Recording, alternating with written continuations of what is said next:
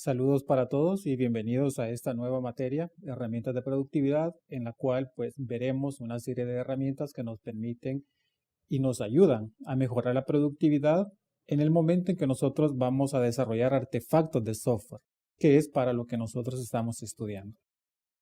En esta clase vamos a ver la evolución de ciertas herramientas en el transcurso del tiempo que ha tenido la informática en las industrias y vamos a verla a través de tres elementos: los lenguajes de programación, cómo estos han venido evolucionando, el proceso en sí de desarrollo de software, que también sufre modificaciones, y las metodologías que día a día cambian.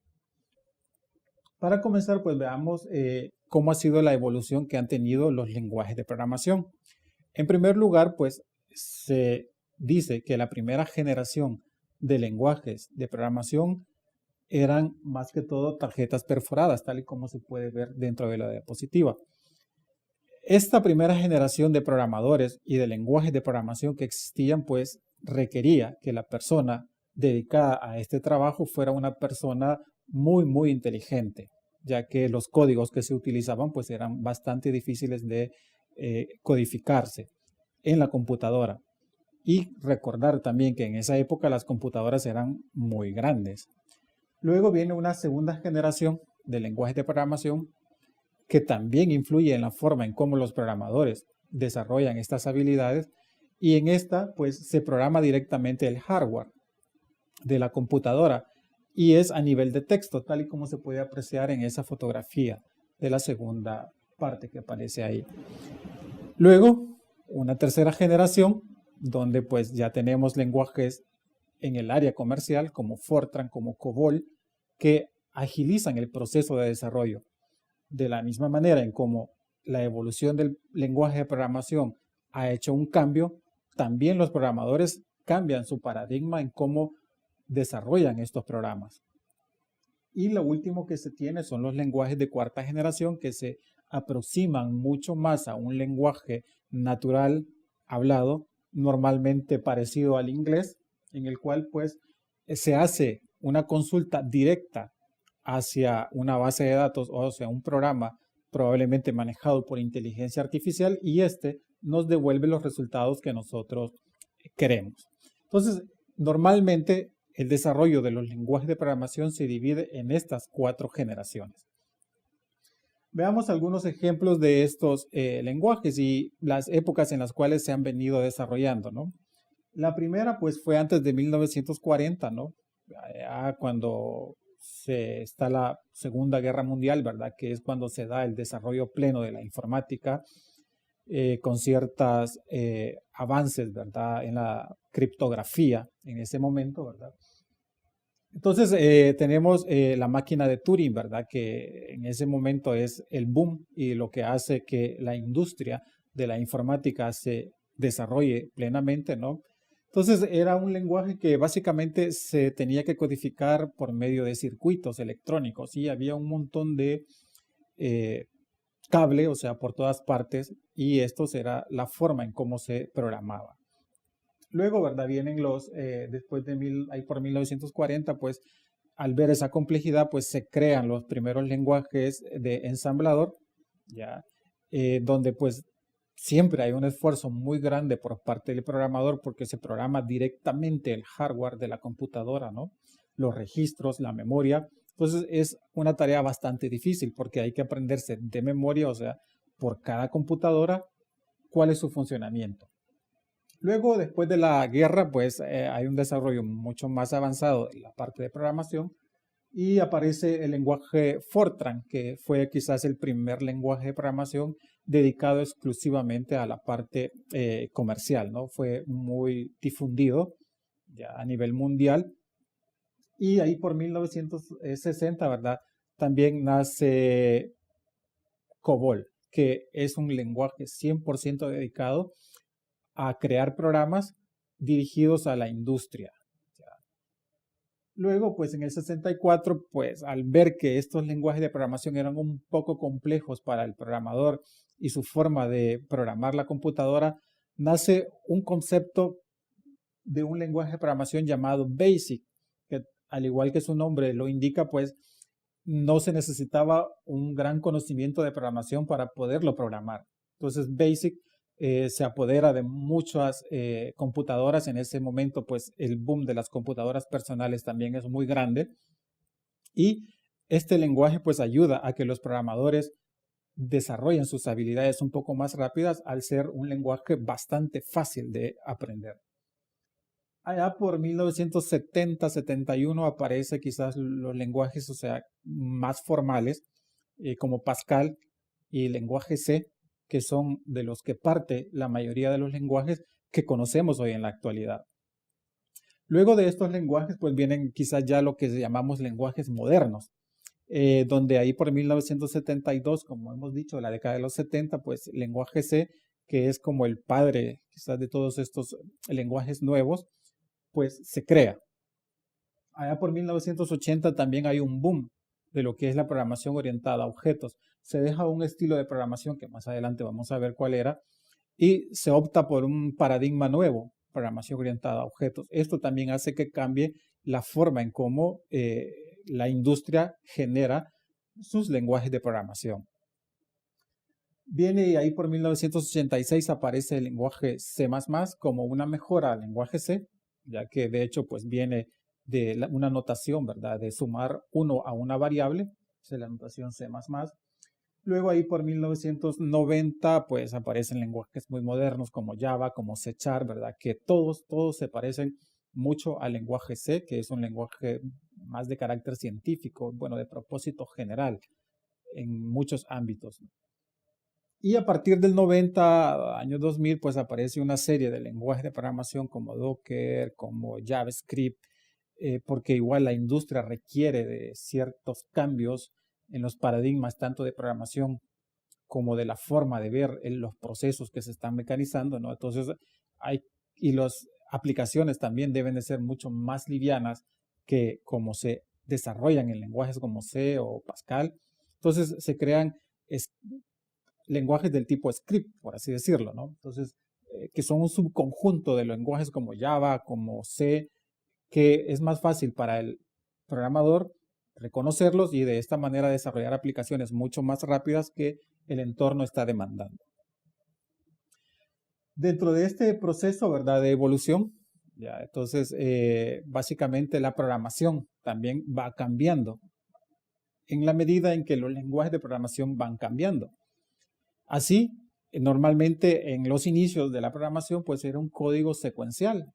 Ya, o sea, se tomaba la primera línea de código y esa seguía la segunda, la tercera, así hasta llegar a las 1000 líneas de código que podría tener un programa. Entonces, esto pues complicaba mucho la puesta en marcha de los programas. Entonces, se comienza, ¿verdad?, a pensar y se dice, pues bueno, pues hay que crear módulos. Al momento en que el paradigma de programación cambia de secuencial a modular, también el lenguaje de programación debe de cambiar para soportar este nuevo paradigma de programación. Entonces, ya no se hace secuencial, sino que se hacen trozos de código por separados y se llaman cada vez que se requiera dentro de lo que es el programa que estamos utilizando, ¿no? Luego de la programación modular, pues viene lo que se llama la programación estructurada, ¿verdad? Que pues lo que trata es de corregir ciertos errores que la programación modular y la programación secuencial tienen en el sentido de hacer mucho más robustos los programas, de que los problemas que se resuelven sean mucho más grandes. Normalmente, pues es muy difícil poder a través de programación secuencial generar, por ejemplo, un sistema de planillas. Programación modular resuelve un poco ese problema, pero incluso hay ciertas cosas que son muy difíciles de hacer. Entonces viene programación estructurada y establece un paradigma nuevo de programación. Ok, cada programa, o sea, no debe de tener más de una página de papel bond tamaño carta. Se deben de utilizar nada más estas y estas sentencias para crear el programa. Esto hace que la programación sea un poco más disciplinada. Y nuevamente, los lenguajes de programación deben de evolucionar para poder soportar este nuevo paradigma de programación. En nuestros tiempos, lo que se está viviendo es la programación orientada a objetos, donde pues ya no se ve el dato cómo va fluyendo a través del proceso, sino que lo que se ve es cómo interrelacionan objetos para poder darle solución a un problema. Entonces, nuevamente, el paradigma de programación cambia porque los requerimientos para resolver problemas son diferentes y también el lenguaje de programación que debe de soportar este nuevo paradigma cambia, ¿no? Entonces, ahí es donde tenemos lenguajes como Java, como C# o los nuevos que hemos visto en las diapositivas anteriores como Docker, JavaScript, que también soportan este tipo de programación. En el diseño estructurado, que es el antecesor de la programación orientada a objetos, pues se utilizaba un diagrama de contexto para poder visualizar qué era el problema que se iba a desarrollar.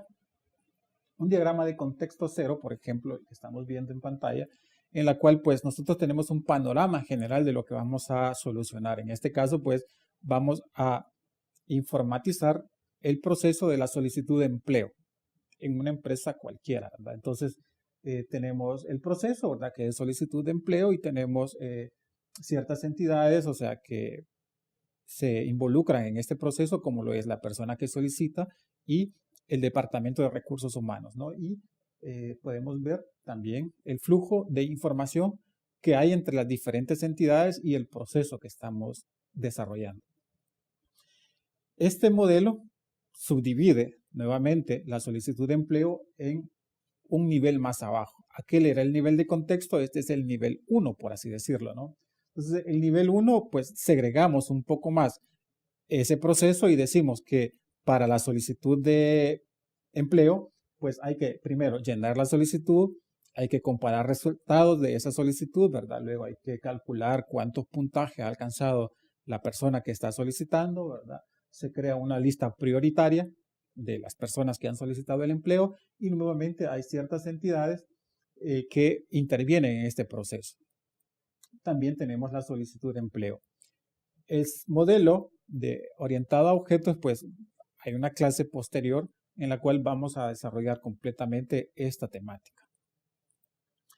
Siguiendo con el análisis estructurado, tenemos que hay ciertas herramientas, o sea, que nos permiten en la parte de programar o codificar básicamente la solución. Por ejemplo, tenemos un flujograma como el que ustedes pueden observar, en el cual pues simplemente decimos si alguien puede estar aprobado o reprobado en una materia, dependiendo de una condición que nosotros colocamos, ¿no? Entonces, ¿qué es lo que estas herramientas nos permiten? Bueno, pues nos permite que el código sea claro, más fácil de poderse observar, de poderse modificar, de poder hacer comentarios. Entonces, esta claridad del código y la calidad que me va a generar este código debido a que voy a necesitar menos tiempo para poder hacer mantenimiento. Por ejemplo, si la calificación mayor que 8, pues no es la condición que debo de manejar, sino que debe de ser 7 o debe de ser 6. Entonces, es mucho más claro saber en dónde está esa condición y dónde puedo ir a corregir eso. Entonces, la programación estructural y el diseño estructurado básicamente hace énfasis en la estructura del problema, en cómo un dato comienza desde una entrada y debe de terminar en una salida, ya sea en pantalla, en impresor o en lo que sea que debe de hacerse. También, en esta evolución que tienen las herramientas, también los modelos de desarrollo del software también cambian. Entonces, sí, los podemos tener en 3 categorías. Los tradicionales, donde la ingeniería del software comenzó sus pasos, ¿verdad? Que son el modelo en cascada, donde pues tenemos una etapa, luego pasamos a la siguiente etapa y esta etapa puede retroalimentar a la anterior y así hasta llegar a la entrega del producto.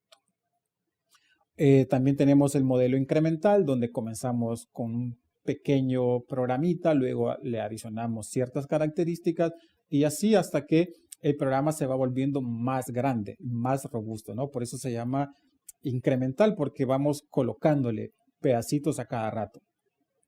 Y el último es el modelo evolutivo de los tradicionales, ¿verdad? En los cuales pues es muy parecido al anterior, al incremental, ya que pues va agregando de una sola vez cada uno de los módulos que queremos.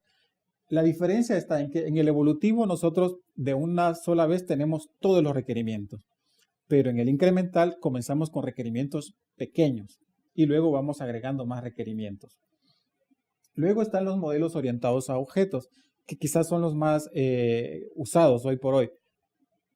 Quizás el más complejo de todos ellos es RUP, ya que es un proceso pues, que normalmente requiere de una certificación y hay que ir a clases, hay que tomar ciertos cursos, etcétera, para poder echar a andar un modelo RUP orientado a objetos para el desarrollo de una aplicación. También, ¿verdad? Está el Open Unified Process, o sea que es una versión abreviada de RUP para sistemas un poco menos complejos, ¿verdad? Que, por ejemplo, desarrollar un sistema operativo.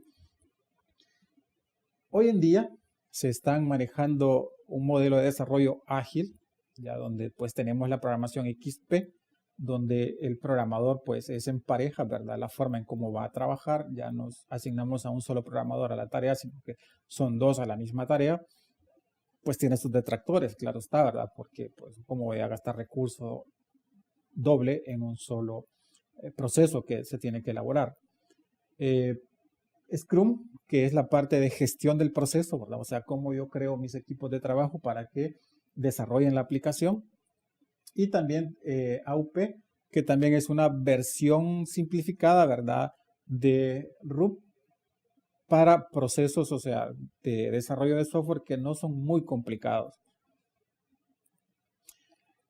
Las herramientas que nosotros vamos a utilizar en el proceso de crear programas, pues tienen que ver con cada una de estas áreas. Dentro de todo el proceso, ¿verdad? Se va a necesitar herramientas que me permitan gestionar el proyecto. Ya, es decir, herramientas que me permitan colocar tareas, asignar recursos, etcétera, ¿no? También requerimientos. O sea, cuando voy a hablar con el cliente, con el usuario final, ¿verdad? O sea, cómo voy a llevar ese control. Entonces necesito herramientas para poder llevarles. Herramientas de programación, que normalmente pues son los IDEs, ¿verdad? O sea que vamos a necesitar un IDE, pues tiene ciertas características que probablemente hacerlo de la manera tradicional con un editor de texto pues no será lo mismo, ¿verdad? Entonces hay más rapidez desarrollando con un IDE. Análisis y diseño ya del sistema. Hay herramientas que me van a permitir hacer un desarrollo rápido, ¿verdad? Para mostrarle al cliente pantallas y después que él las valide. Cómo aseguro la calidad del producto que estoy generando, ¿verdad? Y algunas herramientas de ingeniería inversa por si nosotros normalmente no vamos a partir de cero de un proyecto, sino que probablemente ya hay algo dentro de lo que es esa empresa. Entonces tomamos ese código, aplicamos ciertas herramientas de ingeniería inversa para pues generar probablemente cierta documentación que necesitemos para el proyecto. Otra de los factores claves en la productividad de desarrollo de software es la calidad que nosotros vamos a tener. Y dentro de la calidad, pues, tiene mucho que ver la productividad. O sea, qué tan eficientes somos para entregar ese producto con lo que nos han dicho los usuarios que necesitan y con la calidad que se necesita, es decir, que no se caiga a cada rato. Entonces, ¿qué es la productividad, verdad? Es la cantidad de funciones probablemente, o sea, que ustedes van a hacer por persona, o la cantidad de líneas de código que se va a hacer por persona, o la cantidad de casos de usos que vamos a hacer por una persona, o la cantidad de clases, etcétera, ¿no? Entonces, la productividad la vamos a medir en cualquiera de esos factores que ustedes tienen ahí listados, ¿no? Entonces, esa productividad, ¿verdad? Tiene que ver con el uso eficiente, ¿verdad? De los recursos que como equipo, o sea, tenemos para poderlo hacer. Entonces, vamos a tener que generar de alguna manera métricas que me permitan comparar qué programador es más eficiente que otro. También para eso, lógicamente, pues vamos a tener que estimar, ¿ya? O sea, cuántos casos de uso, cuántas clases, etcétera, ¿no? Entonces, ¿qué es estimar? Es el esfuerzo que vamos a necesitar para completar una actividad de las cuales nosotros hemos listado para el desarrollo del proyecto. El tiempo necesario para poder desarrollar esa actividad y cuánto nos va a costar esa actividad. Ya probablemente un programador en Java tenga un costo a un programador en C diferente, o a uno de C# o a uno de JavaScript. Entonces, Esos son factores, o sea, que vamos a tener que estimar durante el proceso de desarrollo. Algo otras cosas que debemos de estimar son los costos. Y para los costos ustedes deben de tener en cuenta el hardware que ustedes van a necesitar, impresores, mouse, pantallas de entrada, así como el software que va a ser utilizado. En algunas empresas es posible de que se permita hacer el uso de software libre, pero van a haber otras empresas en las cuales vamos a tener que adquirir licencias para poder hacerlo. Entonces, estos son costos, o sea, que deben de ser administrados por el equipo. Si hay viajes que hay que hacer, ya hacia el cliente, o desplazamientos que hay que hacer a diferentes áreas geográficas de la empresa, si hay que pagar algún curso para poder aprender una tecnología que la empresa requiere, el esfuerzo que ya hemos dicho, cuál es el esfuerzo, ¿no? O sea, casos de uso, cuánto va a necesitarse por cada uno de los programadores, y algunos costos indirectos, como por ejemplo papelería, o sea, que pueda tener por ahí uso de electricidad, etcétera, ¿no? ¿Cuáles son estas técnicas de estimación que podemos utilizar para mejorar nuestro proyecto? Pues podemos hacerlo basados en el tamaño, o sea, del proyecto que estamos desarrollando, ¿no? Si vemos que una tarea pues, nos va a consumir un día, podemos decir o podemos tasar que la hora de nuestro programador es de $25 la hora, y si se va a dedicar 8 horas a hacerlo, pues es una simple multiplicación la que hacemos por ahí, ¿no? Otra, pues es basados en un juicio experto. Es decir, le preguntamos a alguien que ha trabajado en este tipo de proyectos cuál más o menos es el costo que debería de darse para tales y tales actividades o incluso para todo el proyecto, ¿no? Por analogía, ¿verdad? Cuando pues ya hemos trabajado con proyectos similares y pues estimamos tantas cosas, ¿verdad? Entonces tenemos una retroalimentación de ese proyecto, entonces tomamos ese proyecto de analogía y ajustamos ciertos factores, ¿verdad? Y estimamos nuevamente. O la ley de Parkinson, ¿verdad? Respecto a los recursos que nosotros tenemos. No es lo mismo que nosotros desarrollamos con herramientas propietarias que con herramientas open source. Lógicamente, pues con herramientas propietarias el costo va a ser mucho más elevado que con herramientas de software libre. La calidad del software, ya básicamente la vamos a dividir en calidad respecto al proceso y calidad respecto al producto que estamos entregando. Hay muchas organizaciones a nivel mundial que de alguna manera velan porque estos procesos, esta calidad, se dé de la mejor manera. Un concepto que tenemos por acá del IEEE, que es una eminencia dentro de lo que es el área de la informática para proponer ciertos estándares, establece que la calidad del software, ¿verdad?, es el grado con el que un sistema, componente o proceso cumple con los requerimientos especificados por el cliente y cumple con esas expectativas, ¿ya? O sea, que él puso en ese producto que ha sido puesto en nuestras manos para poder ser desarrollado. Entonces, como hemos dicho, ¿verdad?, esa calidad va a medirse tanto en el proceso como en el producto. Esos modelos de calidad, para el proceso tenemos quizás la más común de ellas es la ISO 15000 o la familia 15000 de las ISO, ¿verdad?, que tiene que ver con el proceso de desarrollo de software, y CMMI, que es un modelo de certificación de madurez de la empresa, ¿verdad?, para poder llevar a cabo procesos de desarrollo de software. Estas dos tienen que ver con el proceso, pero básicamente con el producto está la familia Square de la ISO 25000, ya que la vamos a ver un poquito más adelante, y también la ISO 9126, ¿verdad?, que también tiene que ver con la calidad del producto. Entonces, recordémonos que la calidad tiene que ver tanto en el proceso de desarrollo de ese producto como el producto final que voy a obtener de ese proceso. Este CMMI, ya que es el modelo que normalmente se utiliza, ¿verdad?, en la industria a nivel mundial, en donde pues establece ciertos niveles de madurez, empezando desde el inicial para una empresa que normalmente tiene procesos caóticos en los cuales no hay medición de nada, simplemente pues se toma un proyecto y se comienza a hacer sin mayores preocupaciones de costos, de personas que van a ser necesarias dentro de lo que es el proyecto, etcétera, ¿no?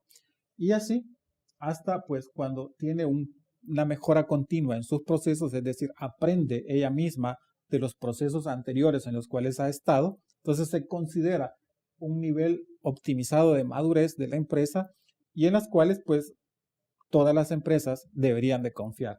Normalmente a nivel internacional se pide una certificación nivel 3 definido, ¿verdad?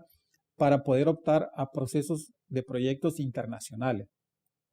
Normalmente empresas estadounidenses pues piden que si una empresa va a dedicarse a desarrollar proyectos de software y a vender este producto a Estados Unidos, al menos esté certificada nivel 3. Dentro de lo que es la parte del producto, tenemos la familia de las ISO 25000. Ya, esta familia de las ISO 25000 pues se dividen en el modelo de calidad, el producto básicamente, en la calidad de cómo evalúo ese producto, es decir, las pruebas con las que yo voy a trabajar ese producto realmente son las que deben de ser, las métricas que se deben de manejar para ese producto, ¿verdad? Si dice que va a poder satisfacer la demanda de 25 usuarios en línea simultáneamente, pues ¿es eso lo correcto? Ya, es decir, si estamos midiendo bien y si nosotros fuimos capaces de poder adquirir esos requerimientos de la mejor manera.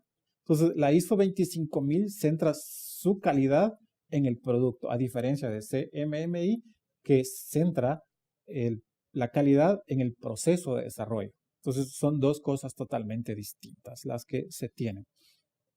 Bien, hasta acá, en nuestra clase del día de ahora, recuerden que hemos visto que la evolución de estas herramientas que nos van a permitir desarrollar mejores procesos más eficientes en el desarrollo de software, pues han venido cambiando y van a seguir cambiando a través de la historia, debido a que los requerimientos de los clientes cada vez son diferentes. Una empresa no es la misma que hace 5 años, igual que sus requerimientos de información no son los mismos. Sus procesos probablemente ya cambiaron. Entonces, hay nueva maquinaria. Entonces, todos esos factores que afectan el entorno de la empresa también afectan el entorno en el cual los desarrolladores de software deben de estar involucrados y estudiando, viendo esa evolución para poder ofrecer alternativas a las empresas.